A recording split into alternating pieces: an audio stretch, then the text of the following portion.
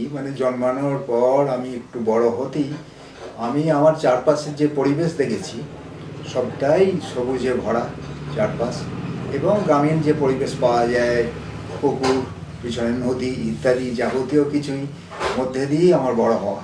একদম কাদা মারিয়ে ধুলোর সঙ্গে মাখামাখি হয়ে বড় হয়েছি। তাই সেইগুলোর সঙ্গে পরবর্তীকালে পড়াশোনা, রবীন্দ্রনাথ, শরৎচন্দ্র ইত্যাদি পড়তে পড়তে যেন আমার আলাদা একটা চোখ ফুটিয়ে দিলেন ওনারা, যে আমি যেখানে জন্মেছি সেখান থেকেই আমি অনেক কিছু তৃপ্তির রসদ পেয়ে গেলাম। তা এই পরিবেশই আমাকে লেখনের মধ্যে নিয়ে চলে এসেছে, তারাই আমায় লিখিয়ে নিয়েছে। তা এইভাবেই ভাবতে ভাবতে আমার পরিবেশে ঘোরাফেরা করতে করতেও আমার বাড়িতেই আমার দিদি টুকটাক ছড়া, ছন্দ ইত্যাদি লিখতো। তখন আমার বয়স খুবই ছোট, এই 6, 7, 8 এরকম। তখন থেকে একটা মজা লাগতো আমার ওই ধ্বনিগুলো যখন দিদি মিলিয়ে মিলিয়ে লিখতো, সেইটা একটা আমাকে খুব আনন্দ দিত।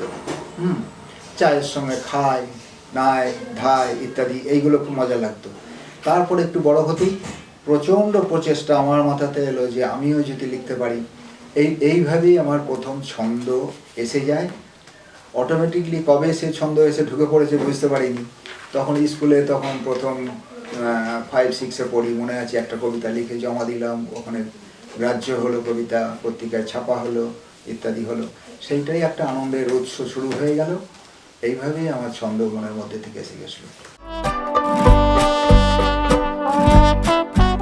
লেখালেখিকে প্রথম থেকে যেমন শুরু করেছিলাম, লেখা আমার থাকতো না হয়তো, ওই ধরে রাখার কথাটা যেটা বললেন, কথাটা ঠিক। টুকটাক পত্রিকায় এখানে ওখানে লেখা দিয়ে আমি নিজেকে ধরে রেখেছিলাম কোনোভাবে। পরবর্তীকালে কিছু বড় বড় মানুষের সঙ্গে যারা লেখালেখি করেন, তো তাদের সঙ্গে যোগাযোগ হওয়ার পর তারা আমাকে আর একটু প্রেরণা দেন লেখা নিয়ে, দিয়ে বলতে গেলে নিভে যাওয়া মানে সেই বাতি আবার জ্বলে ওঠার মতো ব্যাপারটা আমার জীবনে ঘটে ঘটে। তাদের সংস্পর্শী, বড় বড় মানুষের সংস্পর্শী দিয়ে আবার লেখালেখি বাড়িয়ে শুরু করি, এবং পত্রিকায় দিই, ছাপা হয় ইত্যাদি হয়। আনন্দ লাগতে লাগলো। করতে করতে তাদের থেকেই আমি একটু বই ছাপাবার প্রেরণা পেলাম।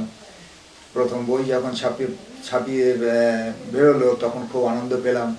এইভাবেই বলতে গেলে আবার একটা দ্বিতীয় স্ফুরণ শুরু হয়ে গেল। যিনি আমাকে প্রথম প্রেরণাদাতা, শ্রীরামপুরের ডাক্তার অসিত কুমার দত্ত, উনি আমাকে প্রথম এই বই ছাপার ব্যাপারে আগ্রহ দিয়েছিলেন এবং ছেপেছিলাম। ছাপার পর বইটি খুবই নাম করে এবং অনেকেই তার প্রশংসাও করেন বইটি পেয়ে। তা বইটা পাওয়ার পর একটা ভীতিও মনে জন্মালো যে এর পরবর্তী পর্যায়ে এটাকে আমি ধরে রাখবো কেমন করে, এবং রাখা উচিত, একটা দায়বদ্ধতাও এলো। তা হ্যাঁ, ঠিকই তাই। লেখালেখি পরে আমি যথেষ্ট রকম বদলে দিয়েছি এবং খুব মনোনিবেশ করেছি যাতে লেখাগুলোকে খুব ভালো করে করতে পারি ইত্যাদি পারি। সেটা পাঠককুলই বলবে পরবর্তী পর্যায়ে। পাঠকের সঙ্গে যেটা সম্পর্ক, যে আমি পড়ছি তাদের লেখা, নতুন লেখা পড়ছি ইত্যাদি, পড়ে পড়ে নিজেকে যেরকম সমৃদ্ধ করছি, আবার পুরনো লেখকদের পড়েও নিয়ে একজন পাঠক হিসেবে সমৃদ্ধ হচ্ছি। এটা হতে হতে নিজের লেখাকে আরও উন্নত করবার প্রচেষ্টাটা বেড়ে যাচ্ছে তাদের লেখাগুলো পড়ে। এইটাই একটা লাভ হয় প্রচুর পড়লে, এবং অন্যান্য লেখকের পড়া নিয়ে এক কথায় ভালো পাঠক হতে পারলে পরে ভালো লেখক হওয়াও সম্ভাবনাটা বেড়ে যায়। এইটুকুই আমার ধারণা। লিখতে লিখতে কতটা যাব, কতটা বড় হবে সেটা আমিও জানি না। শুরুটা করলাম, হয়তো করতে করতে কোথায় গিয়ে থামবে সেটা বলতে গেলে কবিতা নিজেই আমাকে সেই জায়গায় নিয়ে গিয়ে থামায়, এবং আমিও উপলব্ধি করি যে হ্যাঁ, এটুকু দরকার আছে বা বাড়ানো দরকার, চলছে, শুধু ইচ্ছা করে বাড়াচ্ছি না। একঘেয়েমিটা যাতে না আসে পাঠকের মনে, সেই প্রচেষ্টাটা খুব দিই এবং খেয়াল রাখতে হয় সে বিষয়ে। এখন সেইগুলো লেখাগুলো দেখে হয়তো নিজে একটু লজ্জাও পাই আর কি, যে কত কাঁচাভাবে লিখেছি ইত্যাদি। তা সেটা দেখি যখন, ওটাও ভাবি আবার ভাবি এই লেখাগুলি জন্মেছিল বলে হয়তো পরবর্তীকালে আমায় আবার ভালো লেখার প্রেরণাটাও পেয়েছি হয়তো। ওরাই আমাকে আর রেখে দিয়েছিল ঠেলে আর কি, যে তুমি থাকো। কতটা দেখার উচিত আর কি সেটাও আমি জানি না, বা কতটা দেখবো জানি না। তবে আমি যেটা প্রথম জীবন থেকে যেটাকে ভেবে করেছিলাম, আমার ক্ষেত্রে আর কি অনেকটা বেশিই দেখা হয়ে গেছে, বা বেশি পেয়ে গেছি বলতে গেলে। মানুষের কাছ থেকে যেটুকু পাঠকের থেকে মানে ফিডব্যাক পাওয়া যাকে বলে ইত্যাদি পেয়ে আমার নিজের ধারণা যেন আমি আমার এতে বেশি পেয়ে গেলাম, ভালোই পেলাম। আমি তাতে তৃপ্ত যেটুকু পেয়েছি। কোনো রকমে অহঙে না চলে গিয়ে আর কি, যে এই যে তৃপ্তি থেকে যে আমি অনেক কিছু পেয়ে গেছি, তৃপ্তি শব্দটা ব্যবহার করেছি বলে মানে সেটা কিন্তু আমার আত্মার তৃপ্তি একেবারেই যে সম্পূর্ণ নয়, কিন্তু দায়িত্ববোধটা কিন্তু আমার সম্পূর্ণভাবেই রয়ে গেল পাঠকদের প্রতি। এবং আরও ভালো কীভাবে লিখতে পারি বা অন্য ধরনের কীভাবে লিখতে পারি তার প্রচেষ্টা কিন্তু আমার মনের মধ্যে চলছে সর্বদাই। আমি গ্রামের লেখক, মাটির লেখক, এবং এই মাটির সঙ্গেই মিশে থাকতে চাই এবং এইভাবেই লিখে যেতে চাই আর কি। যে লিখতে হবে বলেই যে আমাকে এইখানে থাকা বা লেখার জন্যই নিজেকে প্রস্তুত করা শুধু নয়, তাদের সঙ্গে মিশতে মিশতে তারা যেটা লিখিয়ে নেয় আমাকে, এই গ্রামীণ পরিবেশ আমাকে লিখিয়ে নেয়, আমি তাতেই বেশি তৃপ্তি পাই। ওরাই আমাকে লিখিয়ে নেয়। বাচ্চাদের যেগুলো বইগুলো দেখতাম, ছোটরা পড়ছে, বাড়িতেই বাচ্চারা পড়ছে, ঠিক যেন সেই তৃপ্তিজনক লেখা, যে একদম মাটিতে গাছের সঙ্গে মিশে, সবুজের সঙ্গে মিশে যে কিছু একটা পড়ছি, তেমন আমার চোখে পড়েনি। এইটা থেকে বলতে পারা যায় যে এই লেখায় আমার প্রেরণা, যে এই শিশুদের জন্য লেখা, মানে এমনভাবে লিখবো যে তারা যেন পড়তে পড়তে একটা গ্রামীণ পরিবেশের সঙ্গে যেন মিশে আছি এই অনুভব তারা করতে পারে। এই থেকেই আমার বাচ্চাদের জন্য লেখার প্রেরণা এবং লেখা। আমি আমার এলাকাতেই আমি দেখেছি যে আমার এই বাগানে গাছের ডাল যে নিচু হয়ে ঝোলে, সেই গাছের ডালে এই পাড়ারই বাচ্চারা পড়াশোনা শেষ করে গিয়ে ছোট ছোট বাচ্চারা দুলে, মানে গাছে নাচছে, দুলে হাতে করে ধরে নিয়ে করছে, যেগুলো আমরাও ছোটবেলায় করেছি এবং তার তৃপ্তি ভোগ করেছি। তো সেই তারা যখন খেলাধুলা করছে, একদম তাদের সঙ্গে একাত্ম হয়ে গিয়ে তাদের মনটাকে বুঝে নিয়েই লেখাগুলো আমার বেরিয়েছে। এবং ওরাই যেন বলছে আমাকে, ওদের মনের কথাটাই যেন আমি লিখছি। এইভাবে আমি একাত্ম কিন্তু হয়েছি এবং অনুভব করেছি। আমি সেই ছোটদের প্রতিক্রিয়া পেয়েই আমি সাকসেস বলতে পারেন। কারণ ওই বইটা যখন আমার বেরিয়ে যায়, অনেক ছোটরাই মানে আমাকে ভালোবাসা জানিয়েছে, তাদের গার্জেনের মাধ্যম দিয়ে ইত্যাদি দিয়ে। মানে তাদের গার্জেনটাই বলছে যে ওইগুলোকে পড়ে আমাকে ছেলেকে পাশে শুইয়ে ছেলেকে বা মেয়েকে মানে ঘুম পাড়াতে হয়, মানে পড়ে মানে বলে দিতে দিতে দিতে দিতে আমি তোমার ছেলে ঘুমাই, তোমার বই আমাকে এখন পাশে রেখে দিতে হয়। এইখানেই আমি সাকসেস করতে পারি। আমি কি দিলাম, কি করে গেলাম, সেটা কতটা সময়ের সঙ্গে রইল, এটাকে নিয়ে ভাবতে হয়। তবে নিজেকে এইটাই ভেবে মনে সান্ত্বনা দিই যে আরও আমার ভাবা উচিত, হয়তো সময়ের সঙ্গে ভাবা উচিত এবং আরও কিছু দিয়ে যাওয়া উচিত, এই ভাবনাতেই থাকি।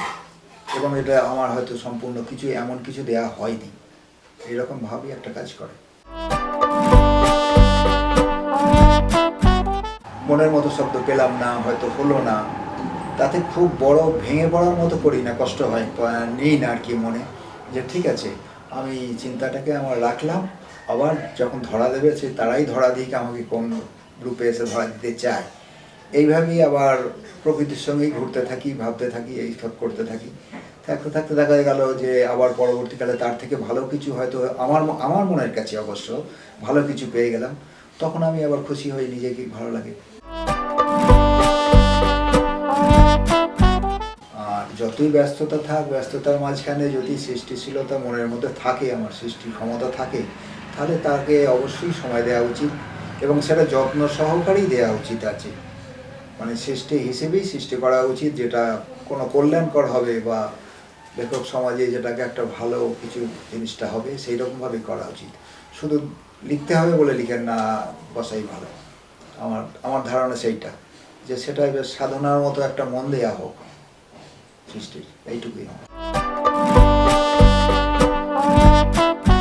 আমি খুব উচ্চশিক্ষিত নই বলে যে আমি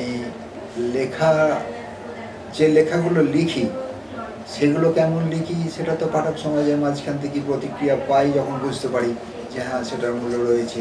আর সেই লেখাটার আগে আমি যখন তাতে নিমজ্জিত হয়ে যাই ব্যাপারটায়, তখনই ভালো লাগে যে আমার বিদ্যা বুদ্ধি কতদূর পিছনে কতটা কি সে চিন্তায় থাকি না। মানে আমি তখন সেই বিষয়বস্তুর সঙ্গেই একদম সম্পৃক্ত হয়ে উঠি, যার ফলে সেই লেখাটা হয়তো প্রাণবন্ত হয়েই বেরিয়ে আসে মন থেকে। তখন আমার ওই নিজের কি পিছনে বড় যোগ্যতা বা ইত্যাদি ইত্যাদি দিয়ে কিছু খেয়াল থাকে না।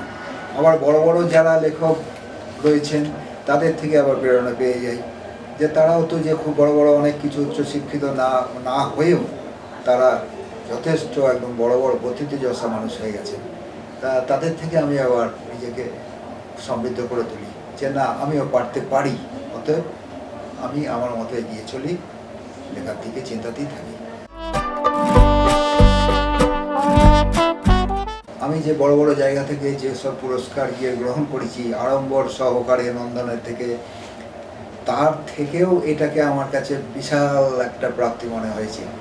এই জন্য হয়েছে যে আমি আমার নিজের জায়গায় মানুষকে জানাতে পেরেছি যে আমি তোমাদের মাঝখানে কে, এবং তারা নিজেরা জানার পর স্বয়ং তারা কলকাতায় গেছে, নিজেরা গাড়ি ভাড়া করে গেছে, গিয়ে দেখে এসে যে ওখানে আমি ওইভাবে সংবর্ধিত হয়েছি এবং পুরস্কৃত হয়েছি, এসে তারা নিজেরাই সিদ্ধান্ত নিয়ে আমার বাড়িতে স্বয়ং এসে একেবারে মানে হাসির কথাই বলেই দিচ্ছি, আপনি মাংস ভাতের কথা বললেন, ওনারা একটা গোটা খাসি একদম কিনে ফেলেছেন এবং তার যে মাংসটা দাঁড়িয়েছে নেট 10.5 কেজি, সেই মাংসটা কিনে নিয়েছেন। নিয়ে এসে আমার বাড়িতে গ্যাস কড়াই যাবতীয় কিছু এনে রান্না করে 41 জন মোট মানুষ আমার বাড়িতে হয়েছিল, সেই সকলকে খাইয়ে মানে পরিতৃপ্ত করে আর আমাকে সংবর্ধনা দিয়ে এবং যথেষ্ট সম্মানের সঙ্গে বেশ দিয়ে সংবর্ধনা দিয়ে এখান থেকে গেছেন। এইটা আমার কাছে একটা বিরাট প্রাপ্তি। সাধারণত জ্ঞেয়যোগী ভিক পায় না, এরকমই একটা ব্যাপার হয়ে ওঠে যে এরকম। তা আমার ক্ষেত্রে সেটা হয়নি, আমি ভীষণভাবে সংবর্ধিত হয়েছি। এবং আরেকজন পার্টি এসেছিলেন, মানে এটা অন্য কোনো বড় লেখকদেরও ভাগ্যে ঘটেছে কিনা জানি না, যুগ্ম সংবর্ধনা পেয়েছি আমি ওই দিনই। মানে আরেক দল এসে মানে একসঙ্গে দুপক্ষ আমাকে সংবর্ধনা দিয়ে গেছে। এটা একটা মজার ব্যাপার এবং জীবনে সবথেকে একটা বেশ বড় প্রাপ্তির ব্যাপার যে আমার নিজস্ব এলাকা থেকে মানে ব্যাপারটা ঠিক সেই মানে একদম মাটির দুয়ারে বসে নিজের মায়ের কোলে বসে ভাত খাওয়া।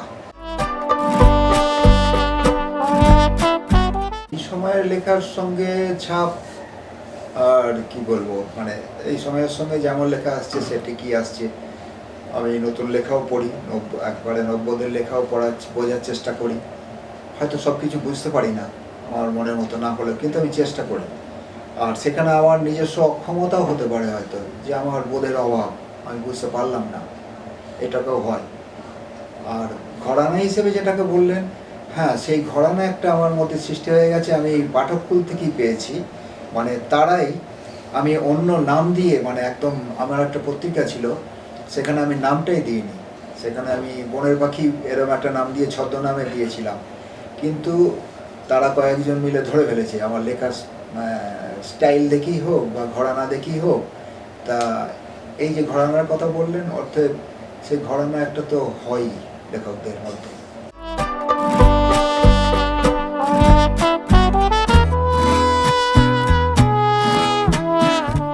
মানব দেবতা।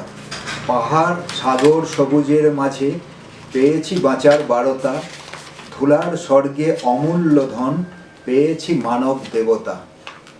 এদের ছাড়িয়া চাই না কোনো অজানা স্বর্গ সুখ, সবের সুখের ভাগীদার হব লব সকলের দুঃখ।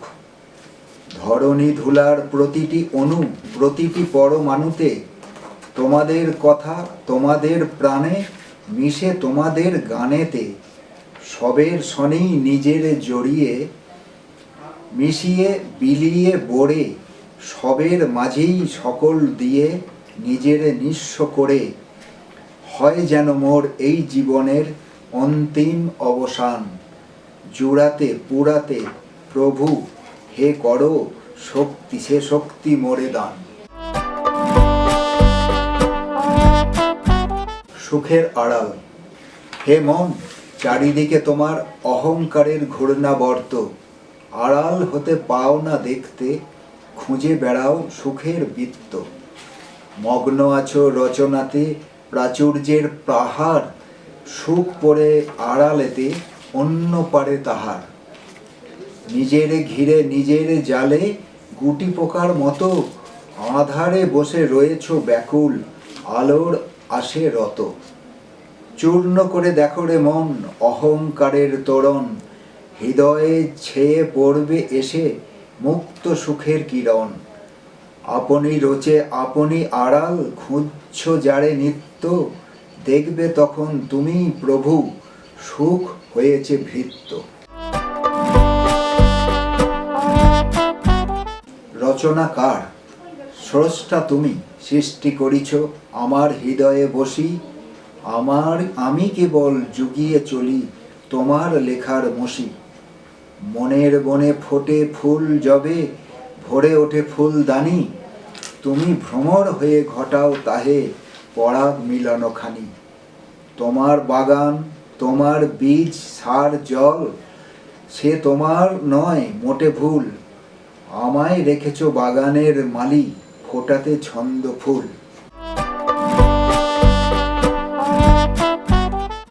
কবি মন। এ কবি মন চায় পৃথিবীর ঘাস মাটি গাছ মরু পাহাড় সমুদ্র মানুষের সাথে প্রাণে প্রাণ মিলিয়ে কাটিয়ে দিতে, সবার দুঃখ হাসি আনন্দের সমভাগী হয়ে নিজেকে মিশিয়ে রাখতে। কবি মনের জ্বালা এখানেই, সে সবার মনে ঢুকতে পারে, কিন্তু কবির মনে কেউ ঢুকতে বুঝতে চায় না। অতি কাছের মানুষরাও একই পথের পথিক, ভুল আর ব্যঙ্গের পাথরগুলো একে একে ছুঁড়েছে, জমে স্তূপীকৃত হয়ে এই কোমল হৃদয়ে, যার ভারে হৃদয় আজ ভারাক্রান্ত, তবুও সকলের মাঝে নেই অব্যক্ত সুখানুভূতি। তাই বেদনার সরসজ্জায় শায়িত হলেও নিঃশেষ না হওয়া পর্যন্ত নিজের সঙ্গে অঙ্গীকার, তোমাদেরই ভালোবেসে যাব। আমি ও মন।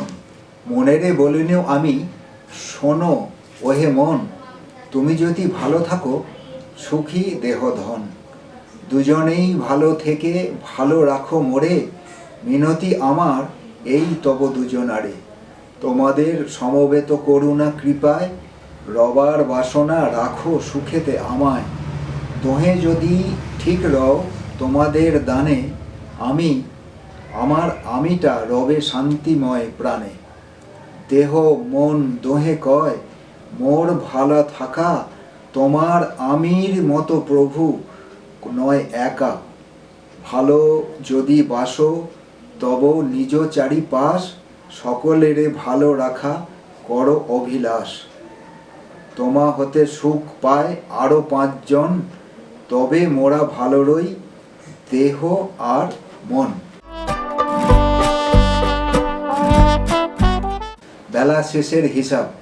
অস্তবেলায় দেখি মস্ত হয়ে জীবনের খাতা খুলে, দুঃখের স্মৃতিরে লিখেছি কেবল, আর সবে গেছি ভুলে। ব্যথার বাতাসে কেঁদেছি লিখেছি, পরিমাণ তার কত, যত সুখ ঝড় রয়েছে জীবনে করিনি হৃদয়ে জাত। সুখ শোক মেশা কত ফুল হায় ফুটেছে হৃদয়ে বনে, সুখের সুবাসে বিস্মৃত হয়ে দুঃখের রেখেছি মনে। দুঃখের কথনে হয়েছি গাই না সুখ প্রাপ্তির গান, করেনি আমায় দাতা কৃপণতা, সকলই করেছে দান। দুঃখ স্মৃতি যত করে সঞ্চিত করেছি পরম হায়, সুখ রামধনু উঠেছিল কত হিসেব রাখিনি তাই।